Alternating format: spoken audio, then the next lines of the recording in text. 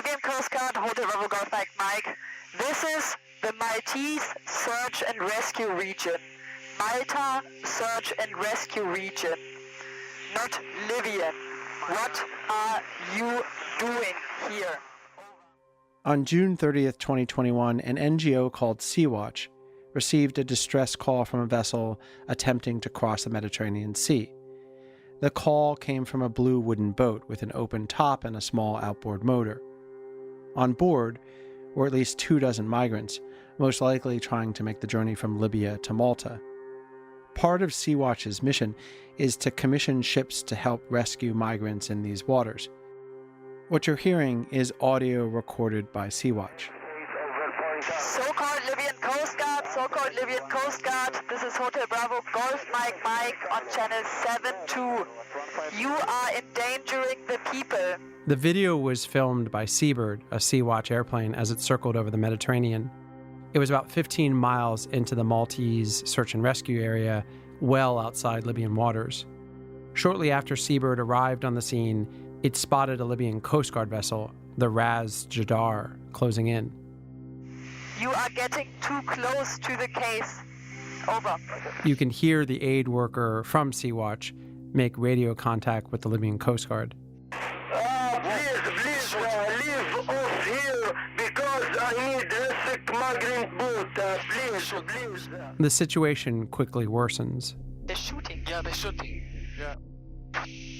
Please keep more distance. They're shooting into the water, probably trying to hit the migrant vessel's engine to disable it. So-called Libyan Coast Guard, please keep more distance.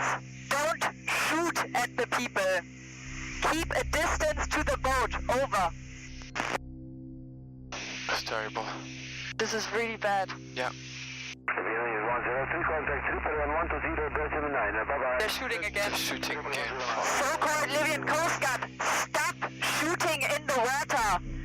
When the Libyan Coast Guard is unable to shoot out the migrant vessel's engine, they try to snag the engine with heavy ropes attached to a buoy. There's something They're behind. pulling something. No. Okay, they're trying to go in front of the boat now, and they have the chain in the water. Okay. So that the boat is driving into the chain. This is gonna be awful, actually. It's gonna be the boy. It's gonna be very awful. Finally, the Libyan Coast Guard resorts to throwing sticks and other debris. Were they throwing sticks at them? Yeah. I think they got them, no? They got them, yeah.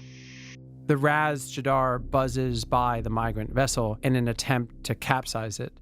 Get really afraid when they close like this, like... Oh. Did they stop?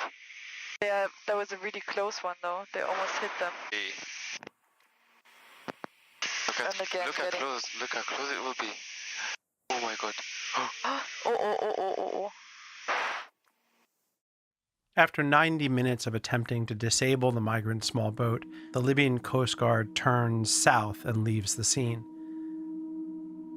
These migrants were able to avoid capture by the Libyans and reach Italian waters. Thousands of other migrants that attempt a similar crossing aren't so lucky. They're successfully intercepted and brought forcibly back to Libya.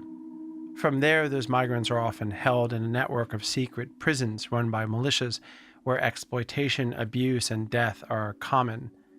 Aliou Candé, a young migrant from Guinea-Bissau, was among the unlucky ones. This is his story.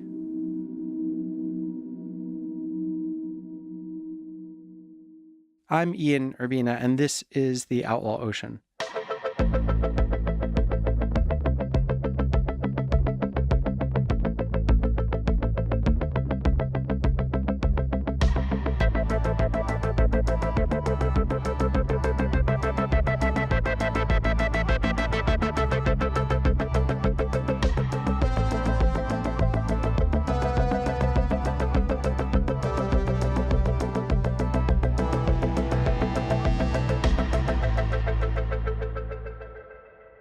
Aliou Candé was a 28-year-old from a small village in Guinea-Bissau, one of the poorest countries in Africa. Like hundreds of thousands of other migrants from sub-Saharan Africa, Aliou decided to leave his village and make the dangerous journey across the Mediterranean to Europe. His hope was to get a job, send money back home, and provide a better life for his pregnant wife, 2 small children, and parents. He spent months traveling across Africa and eventually landed in Tripoli, Libya. It's a popular launching point for migrants who can't afford shorter, safer, more expensive options. Aliou found under-the-table work as a house painter. After about 3 months, he had saved enough money to pay a trafficker to take him to Italy.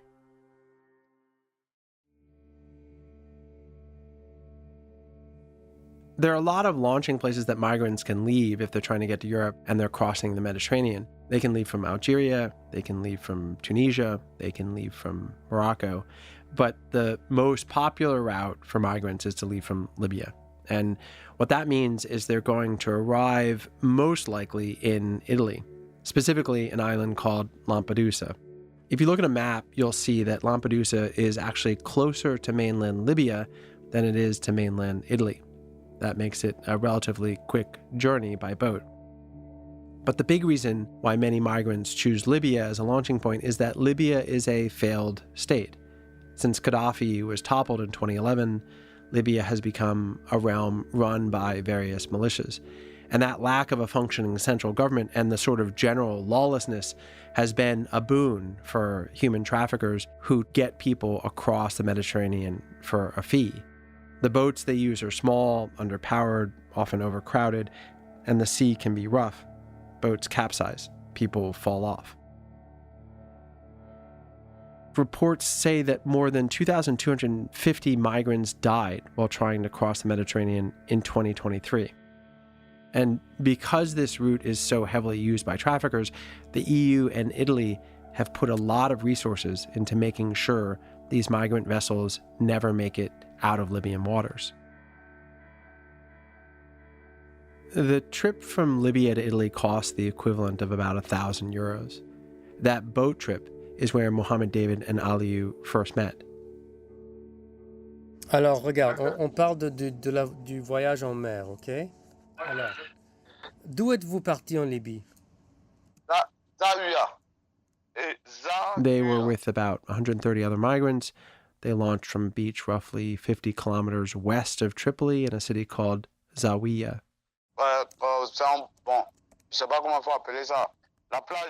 The migrants weren't carrying much. They had maybe a small baguette, some juice, and a couple of personal effects like a change of clothes or a copy of a Quran. Around 10 p.m. on February 3rd, 2021, they climbed into a small rubber boat and pushed off. One thing to understand about these crossings is that the trafficker's boat isn't always intended to make the entire trip. The idea is that the trafficker gets the migrants out into the Mediterranean and then calls for help. Ideally, a bigger, more powerful ship, maybe one belonging to an NGO or maybe a merchant vessel, will respond and take the migrants the rest of the way. But it's that first part of the journey, the trip from Libyan soil to international waters. That's the most dangerous part.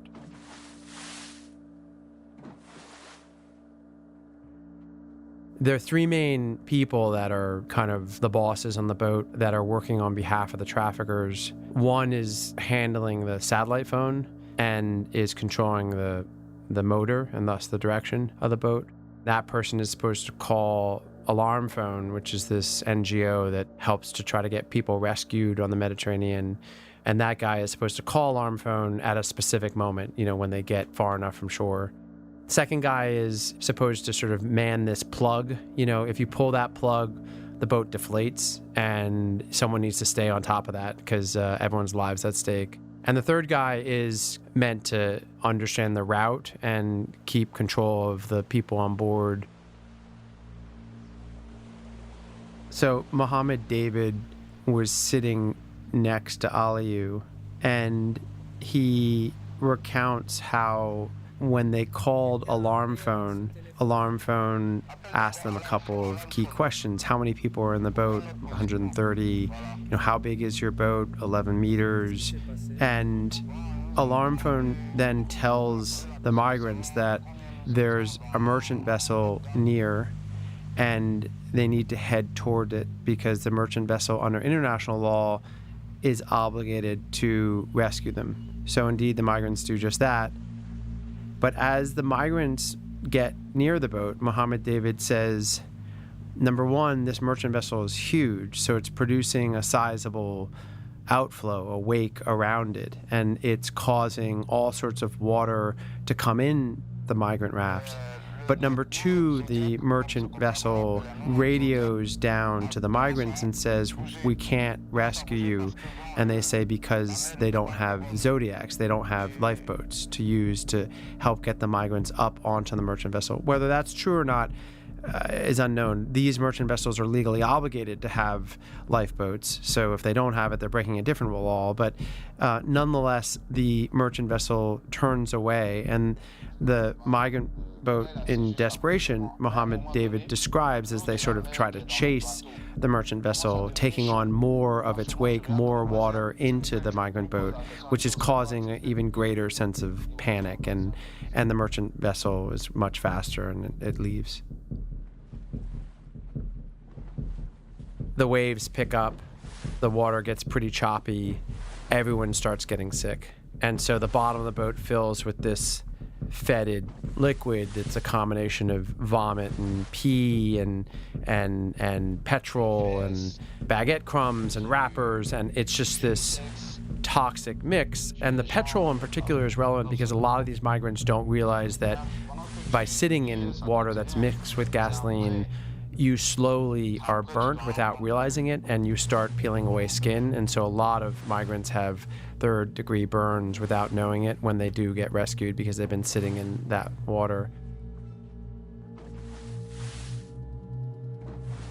Tensions get high, people are sick, no one is supposed to go and try to defecate or urinate over the side of the boat because that's how people fall over, so they're doing it in the boat.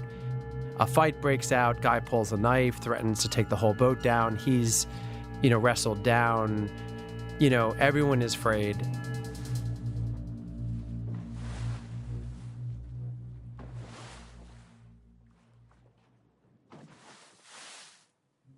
Around 5 p.m. the next day, the migrants noticed a plane overhead. They were about 20 hours into their journey and pretty far out into the Mediterranean, so plane traffic isn't something you typically see. What air traffic anyone might see out this far over the water are planes that either belong to NGOs or planes that belong to the European Union. So let me explain this a bit. So on the one side, you have NGOs, groups like Sea-Watch. Sea-Watch operate a single plane. It's called Seabird. Their job is to spot migrants and coordinate rescue attempts. The other types of aircraft out there are those that belong to the government.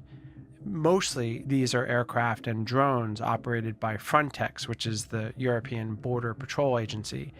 And that agency operates a huge fleet of aircraft, pretty much 24/7 patrols over the water.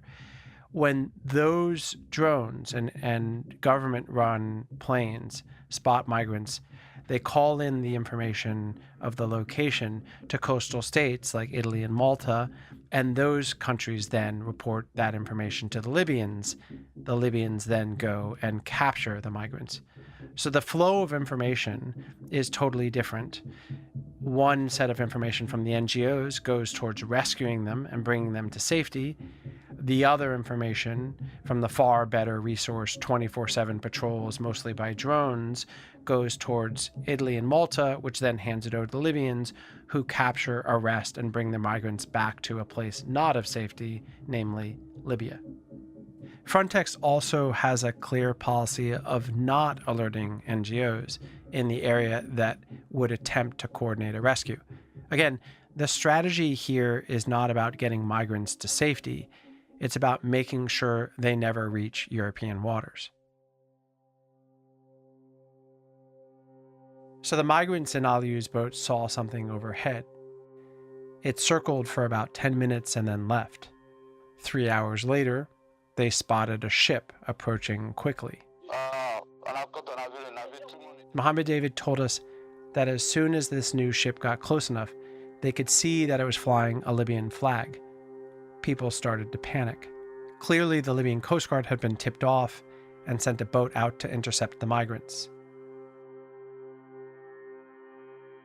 During the time Aliou and Mohammed David were at sea, at least 30 emails were exchanged between Frontex and the Libyan Coast Guard. Now, what the substance of the emails was, and whether they were talking about the specific vessel that he was in, we don't know, because the Europeans won't release those documents to us. But we do know that as Aliou was attempting this voyage, there was a massive amount of communication happening between the Libyans and the Europeans. The official narrative from the EU and Libya is that this is a rescue. So the Libyan Coast Guard is rescuing these people, preventing them from being trafficked, preventing them from drowning. Now let's look at the events. This Coast Guard cutter pulls up. It first, over the loudspeaker, instructs Aliou's boat that they have to stop. They're in international waters. They don't have the legal authority to do that, but nonetheless they do. And they tell these folks they have to stop.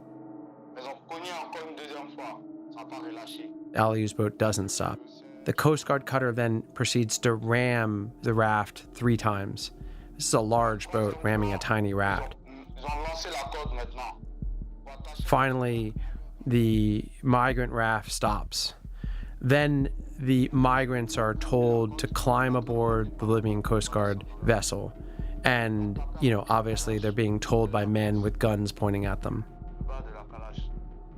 As the migrants climb aboard, the migrants are hit with rifle butts and whipped with hoses and ropes and told to kneel down in the center of the Coast Guard boat. For any rational viewer, that's not a rescue. That's an arrest.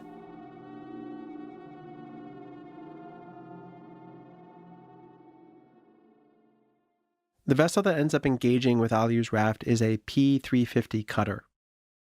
This is relevant because it's the very same type of vessel that the EU had made a big show of donating to the Libyan Coast Guard, the purpose being to facilitate these so-called rescues.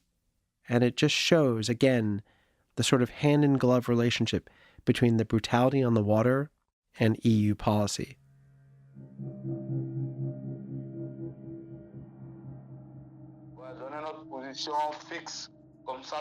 At this point in their voyage, the migrants are over 70 miles from the coast of Libya, which means they're officially out of Libyan waters. They're officially in international waters, which means the migrants don't have any obligation to listen to the Libyans.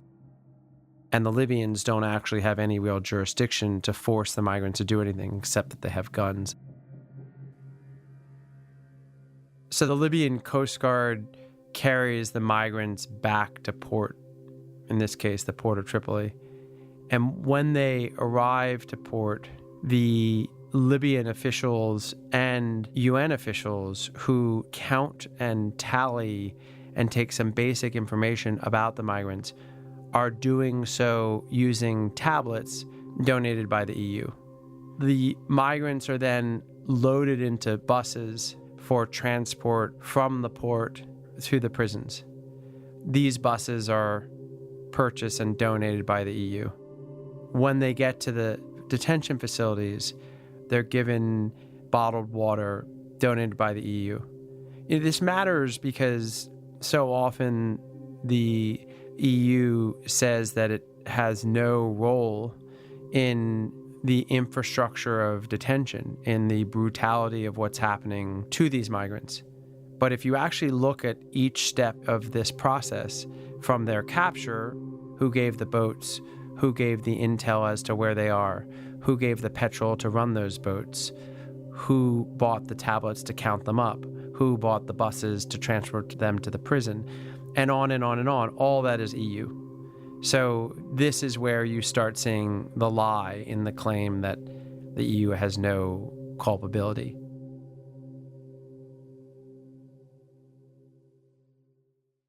I spoke with Salah Marghani, the Libyan justice minister from 2012 through 2014, and this is what he said to me.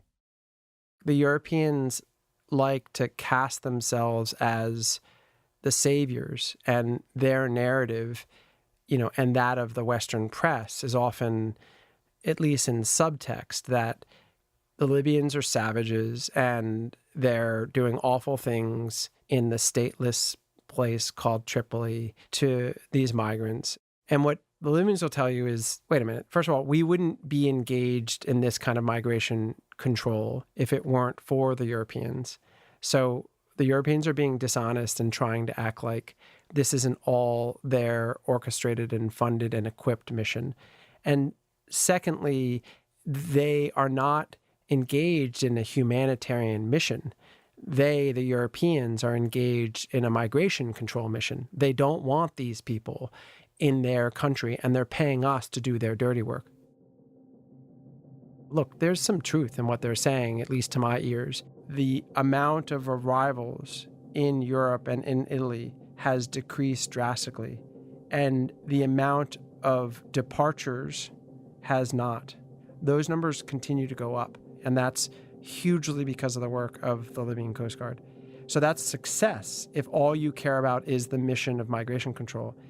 If you actually believe the humanitarian rhetoric and that you're worried about the migrants themselves, then this has been a policy disaster, because where those people that are getting captured are ending up is in a place worse than hell. And the extortion rates, the murder rates, the abuse rates, and the sheer number of bodies in those facilities has gone through the roof because of all the captures.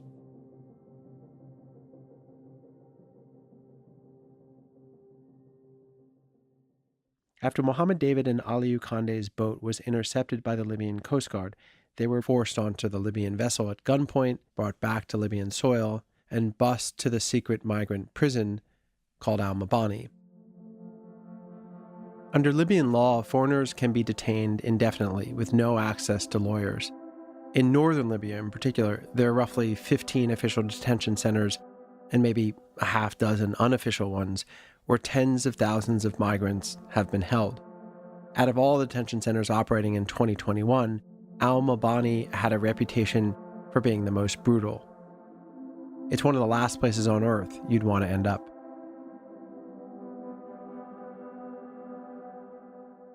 Aliou was brought back to Al-Mabani and placed in cell block 4. The walls of the cell were covered with graffiti, things like "Soldier today, soldier tomorrow, soldier for life. A soldier never retreats. With our eyes closed, we advance.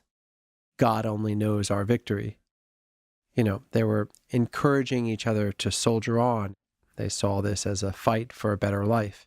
But I think the soldier metaphor, the war metaphor, also says something about the stakes for these people, how migrants see this as not just a choice they've made, not just sort of a hope that they'll succeed, but a matter of life and death. If they fail, they'll most likely die.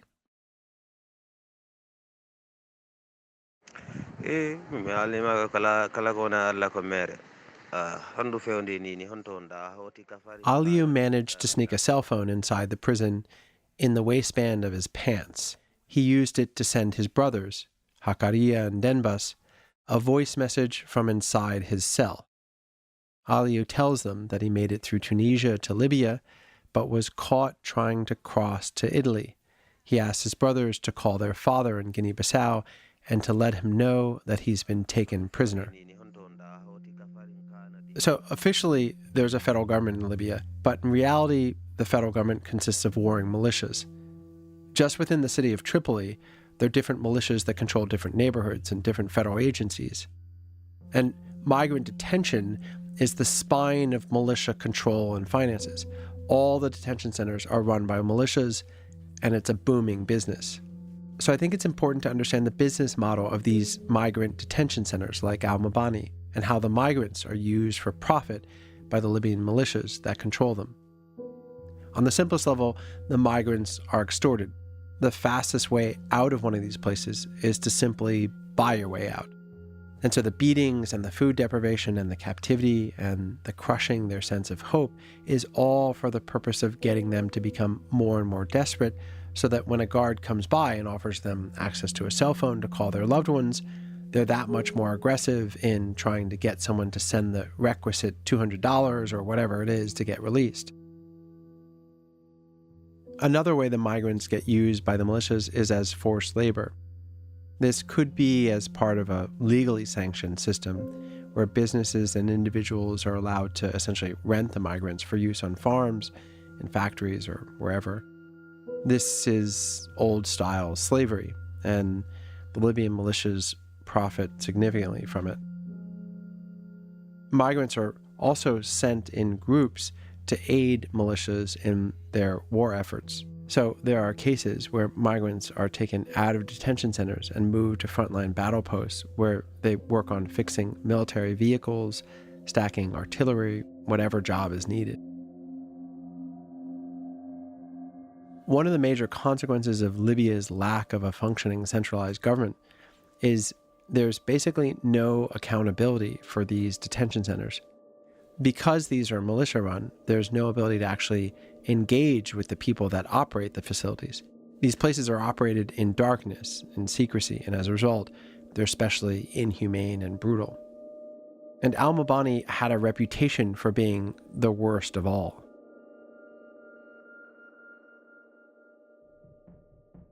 Al-Mabani was a former cement depot where a Libyan militia stored building supplies until it was converted into a migrant detention center. The militia spent a fair amount of time converting it. It's roughly a square city block that had been turned into a fully functioning prison with high walls and guard towers and men walking around in camouflage armed with semi-automatic weapons.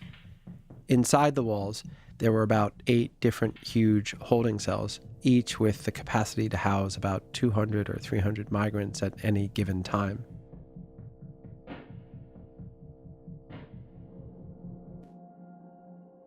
Aliou was in cell block 4. He was cramped in there with about 200 other people. There were so many people in that cell that there was barely any place to walk. In the corner of the cells, there were these buckets, and that was where, when the bathrooms were too crowded or things were clogged or whatever, people used the buckets to defecate. So the cells were horrific in terms of how they smelled, and they were also beastly hot. Overhead, there was this hum of fluorescent lights, and in the rafters on the roof, there were birds that were nested there. And so occasionally there were bird droppings and feathers that would sort of cascade down over the migrants.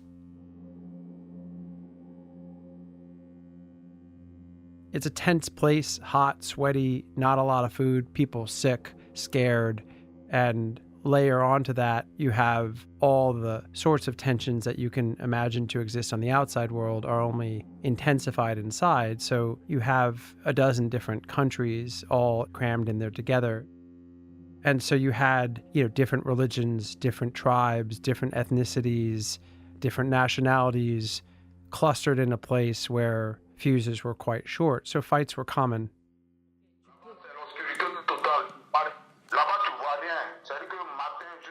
Mohammed David was held with Aliou in al-Mabani's cell block 4. He told us how migrants who made trouble inside the prison could be held for days in an abandoned gas station that had been converted into an isolation room. The isolation room was pitch black for most of the day. It had no bathroom, so prisoners had to defecate in a corner. The smell was so bad that the guards wore masks when they visited.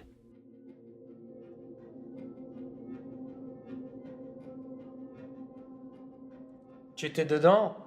Oui, j'ai été là-bas. Qu'est-ce qui s'est passé là-bas? Mohammed David told us that he was taken to the isolation room after he organized a hunger strike to protest how the migrants were being treated. When asked what happened to him inside, he said, quote, "A lot of atrocities, a lot of wickedness." He told us the guards had strung him up upside down and beat him.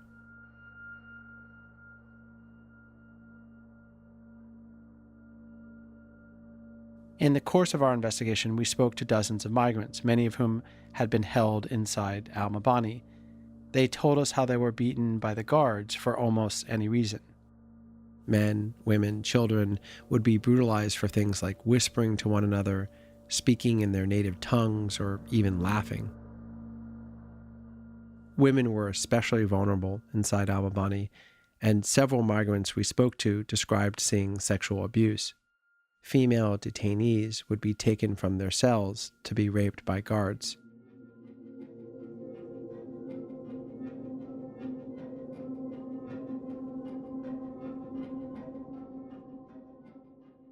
I went to Tripoli with Pierre Qatar, an editor named Joe Sexton, and another filmmaker named Maya Doles.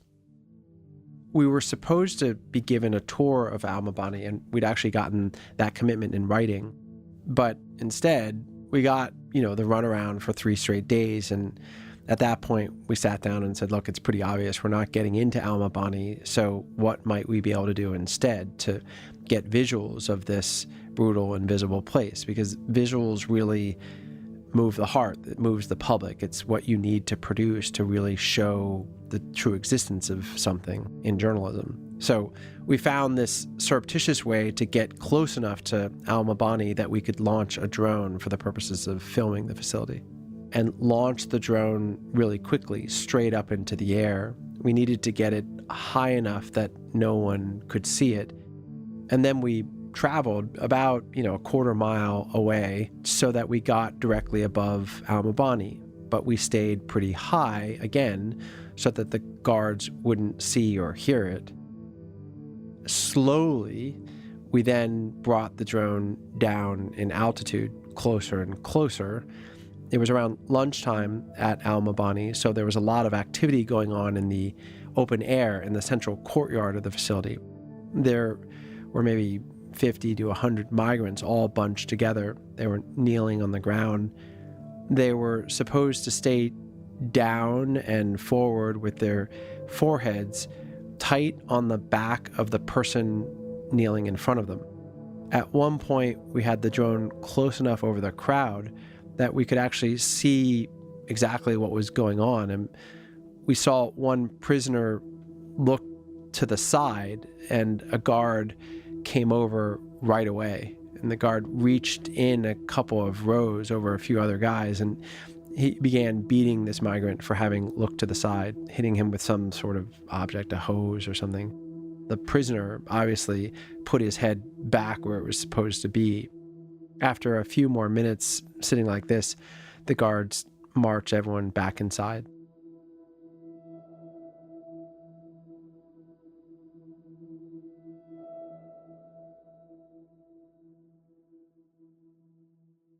When the shooting happened, does he know roughly how long he had been in Al-Mabani? Combien de temps tu étais déjà à Al-Mabani? Ça fait 2 mois et demi que j'ai passé avant en prison. 2 mois et demi, 2.5 months. Okay. That's Martin Luther. He came to us through Mohammed David. The two of them are friends and spent time together in Al-Mabani. Mohammed David had told us that Martin Luther had kept a detailed journal of his time inside the prison. So we were eager to talk to him. One of the few things that aid organizations like Doctors Without Borders can do inside these prisons is make sure migrants have access to basic needs like soap and toothbrushes and things like that. So sometimes they also provide pens and notebooks. That's where Martin Luther got his from. He was never beaten, but he's seen it. Martin Luther told us that he was inspired to start writing after witnessing a particularly violent incident inside Al-Mabani. Some prisoners had tried to escape, and the guards responded by barricading the doors and randomly beating everyone inside the cell block. It didn't matter if they had tried to escape or not. Martin Luther had been in Al-Mabani longer than anyone else we spoke to, and he was able to give us some pretty incredible insight into what daily life was like inside the facility. The migrants didn't know any of the guards' names, so they would refer to the guards by the orders they barked at them in the cells. Hamsa, Hamsa. Donc ceux qui parlent arabe disent Hamsa, Hamsa. Sing, sing, sing, sing. So there's one guard they called Hamsa, Hamsa, which apparently is Arabic for 5-5. It's what that guard would yell at the migrants during mealtime to remind them that it was 5 men to 1 bowl of food. Gamis. Asseyez-vous. Another guard was called Gamis. That means sit down. Lui, les maîtres vous dit keep quiet. Fermez vos bouches. Keep quiet. Keep quiet. Donc, nous, on connaît pas. Another guard would yell, keep quiet in English, so that's what they called him. That was his nickname from then forward. If you think about those nicknames, it just gives you sort of a window on what survival and existence was like for these migrants and how fearful they must have been of the guards. there was some trees, and they would cut down the trees to use the wood to beat people. They also used pipes for gas pipes. Basically, whatever they could find, they would use that to beat people. All the migrants we talked to described brutal treatment inside al-Mabani, Martin Luther included. But the guards used psychological violence just as frequently. One of the worst examples was this rumor that guards circulated that all the migrants would be released to celebrate Ramadan. That rumor gave Aliou and all the other prisoners in cell block 4, most of whom were devout Muslims, a deep sense of hope, and they all clung to it. If you think about that, I think it tells you a few things. One, when you're desperate, you'll believe anything. And Aliou is desperate. So from an outside view, of course, the guards are not going to respect the religious tradition of Ramadan and let the migrants go. When you're inside a prison, you cling to whatever you can, and that's just what Aliou did. I think it also speaks to some of the sinister psychological brutality of what these guards were doing to these people, giving them a false hope on something that they hold deep, their religious conviction. In any case, after a couple of weeks, the rumor was dispelled and hope lost, and the only option that remained for Aliou or anyone else to get out was the standard option, which is pay up.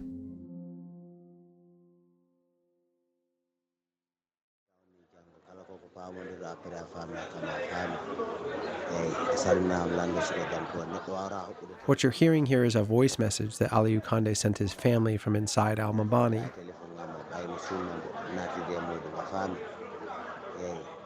He lets his brothers know that someone from inside the prison will be contacting them. Aliou's hope was that his family could pool enough money to pay the ransom and have him released.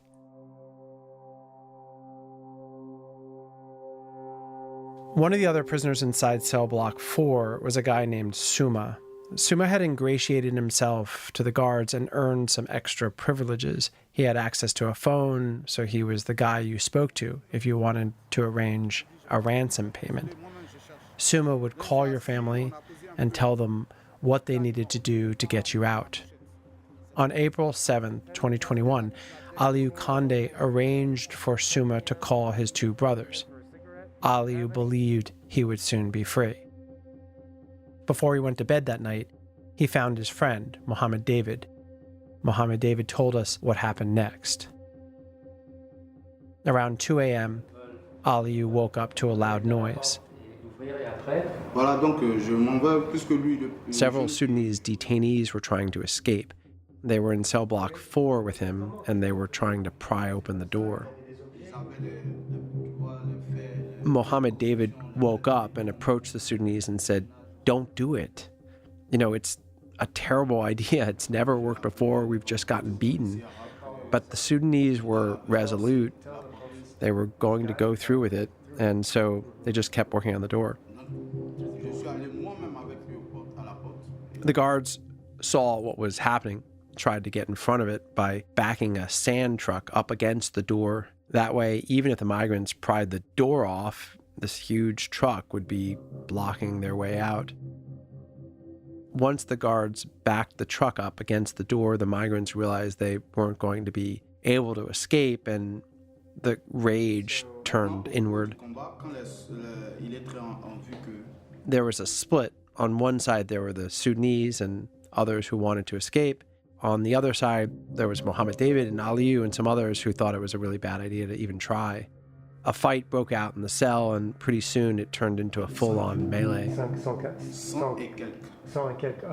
my God. So basically, when the fight broke out, it was like 100 against 100.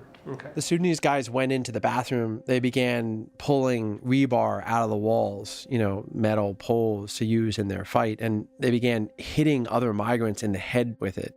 Other migrants were grabbing chunks of cement and bottles of shampoo and anything else they could use as projectiles, and they were throwing it at each other. There were fist fights happening over here and over there. They were pleading with them, saying, "Help us, guys. We need something to fight with these guys. Help us, take us out of here." The brawl lasted roughly 3.5 hours, and the guards mostly sat outside egging it on. At one point, one of the guards even told the migrants, if you can kill each other, go for it. In the middle of this, Aliou said, I'm not going to fight. I'm the hope of my entire family. I need to sit out. And he hid in the shower to try to bide his time in hope that things might calm down.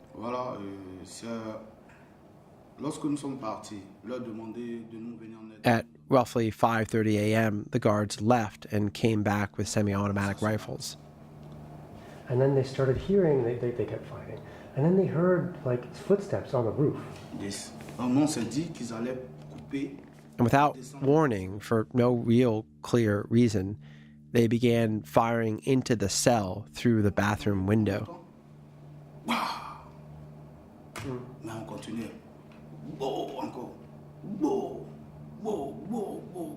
And all the shots were coming from through there. And for 10 minutes, they strafed the room. You know, Mohammed David said it sounded like a battlefield. Tell me what it said. He got hit in the neck. Two teenagers, both of them from Guinea-Conakry, were hit in their legs. Aliou was hit in the neck. He was trying to hide in the shower, but when he was hit, he came staggering out, blood streaming down him, and he fell to the ground.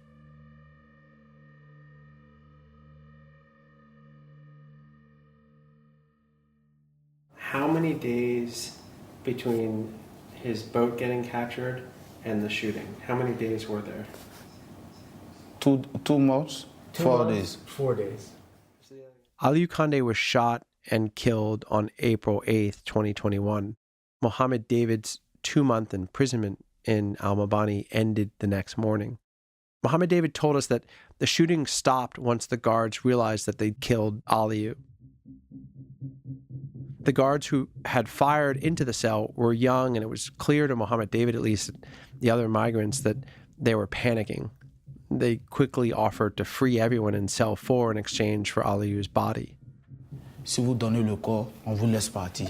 On dit non. They said, sorry, listen, we swear to God, if you give us the body, we will let you go. On vous laisse partir. C'est ça. They said, we swear you give us the body, we'll let you go. The migrants barricaded themselves in the cell and told the guards that they could only have the body after everyone was freed. The stalemate continued until a guy named Noordin Al-Greetly showed up. He's the militia commander who was in charge of Al-Mabani. Their boss came and said, I want to see the body. Greetly looked into the cell. He saw the blood filling the plastic sheet that covered Aliou's body, and he went ballistic. The guy said, we can do everything with these guys. We can torture them, but not kill them. He said this.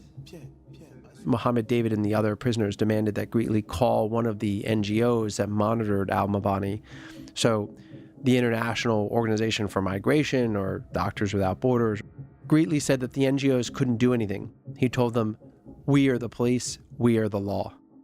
He said, I promise. Je jure devant Dieu I promise in front of God que vous allez sortir aujourd'hui. Mais laissez-moi vous parler. that you guys will leave today, you'll be free today, but let me talk to you. As the stalemate between Greetly and the prisoners inside cell block 4 continued, Greetly called in Suma to help negotiate. He's the prisoner I mentioned earlier who facilitated ransom calls and was friendly with the guards inside Al-Mabani. Suffice it to say, Suma was not well liked by the other prisoners. Okay. So when he came back, he said, guys, I know you don't trust me. I know you think I'm on their side, but I'm telling you, today, you're going to be free. But I want you to... Suma promised the other migrants that if they walked out calmly, without causing more chaos, they'd be allowed to leave Al-Mabani safely. Okay, so then they all go running out. They walk or run or what? They run. Run. Yes. Everyone? Yes. 300 personnes, 300 people. 300 quelques personnes. And this was what time of day? Donc Souma était devant nous. Suma was in front of them. Lui, il courait. C'était aux environs de 9h. Tout au plus 9h. 9 o'clock. And then when did everyone disperse? And were people... Arrivé quelque part ici, on s'est dispersé. Everyone just dispersed? Yes. Right when they were here. And people ran from here all the way, Yes. or they walk here and then they start running? Run. You, Run? tu cours depuis là, Mais cours, dedans. like, vite cours. Vite, vite. Like not jogging, no. Sprinting. All men. All men. Yes, tout le monde. Okay. And there would have been people seeing on the street in traffic at 9 a.m., right? Il y a des personnes, il y a des voitures.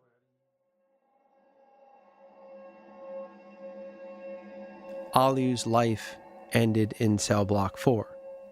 He was never able to fulfill his dream of improving his family's fortunes, of providing a better life for his wife, his children, his parents. To the EU, Aliou was a threat, a symbol of what is to come as more and more migrants make the same decision to seek a better life in Europe. To the Libyans, Aliou was a thing to be exploited, a way to make money through extortion or slave labor. And in the end, for his fellow prisoners inside al-Mabani, Aliou was kind of a way out. My team had been in Tripoli for about a week, looking into Aliou's death and trying to learn more about the network of migrant prisons like al-Mabani. We'd made some pretty good headway on the story, despite the roadblocks we'd encountered from the Libyan government. The bulk of our reporting was wrapped up, and we were all looking forward to getting out of the country. It was a Sunday night, and the rest of the team decided to leave our hotel with the security detail and head to a nearby restaurant for dinner. I had some work to finish, and I wanted to call my family, so I decided to hang back. I was on the phone with my wife when I heard a knock at the door. I walked over to the door, phone in hand, and opened it. Standing there were a dozen armed men in military uniforms. They started screaming at me in a mix of Arabic and English, and then pushed me backwards as they forced their way into the room. They put a gun to my head and ordered me to the ground. I remember feeling the cold metal on my forehead, and that I was moving very slowly and very deliberately because I was afraid they were going to shoot me. I had no idea what was going to happen next, but whatever was coming, I knew it wouldn't be good.